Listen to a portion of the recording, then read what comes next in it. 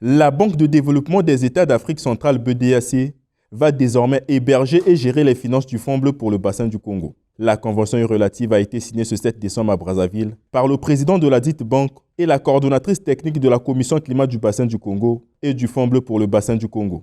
Également, ministre de l'Environnement, du Développement durable et du bassin du Congo de la République du Congo. Pour Arlette Soudan-Nono, cette étape marque un tournant décisif dans le processus d'opérationnalisation de cette initiative mondiale qui regroupe 17 pays.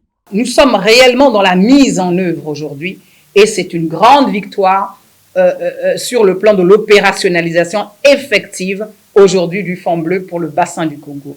Et dois-je vous rappeler que le bassin du Congo aujourd'hui est le premier régulateur du climat mondial aujourd'hui, parce que n'oubliez pas que le bassin du Congo abrite pas simplement des forêts qui stockent 1,5 milliard de gigatonnes de CO2, mais que nous gérons également d'autres écosystèmes assez particuliers, des tourbières, qui à elles seules stockent pas moins de 31 milliards de gigatonnes de CO2, l'équivalent de 3 à 4 années d'émissions de gaz à effet de serre de la planète, des émissions globales de la planète aujourd'hui.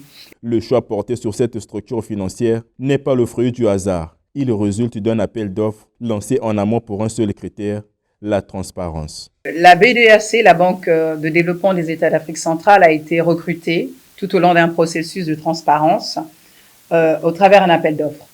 Toutes les procédures de la CCBC, la Commission climat du bassin du Congo, se sont faites au travers des appels d'offres. Tout a été fait de façon transparente, que ça soit l'étude de préfiguration, que ça soit l'étude de préfiguration qui a permis de recruter le cabinet international de finances qui a remporté l'offre qui nous a fait les deux lots, le lot du plan d'investissement et le lot de l'étude de préfiguration du Fonds bleu.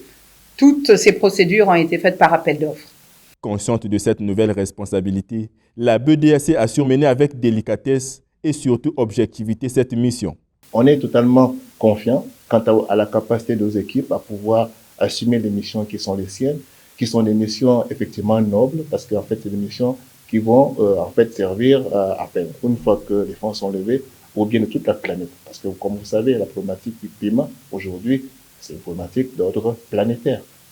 Donc, on est totalement conscient, une fois plus, je vais dire, de cette responsabilité, mais nous sommes confiants également de ce que nous sommes capables d'assurer les missions qui sont les nôtres. Le bassin du Congo est aujourd'hui le premier régulateur du climat mondial et 10% de la biodiversité mondiale ainsi que 40% des ressources hydrauliques de la planète proviennent de ce grand massif forestier, deuxième poumon écologique du monde. La signature de cette convention, il faut le signaler, coïncide avec l'ouverture au Canada de la COP 15 sur la biodiversité.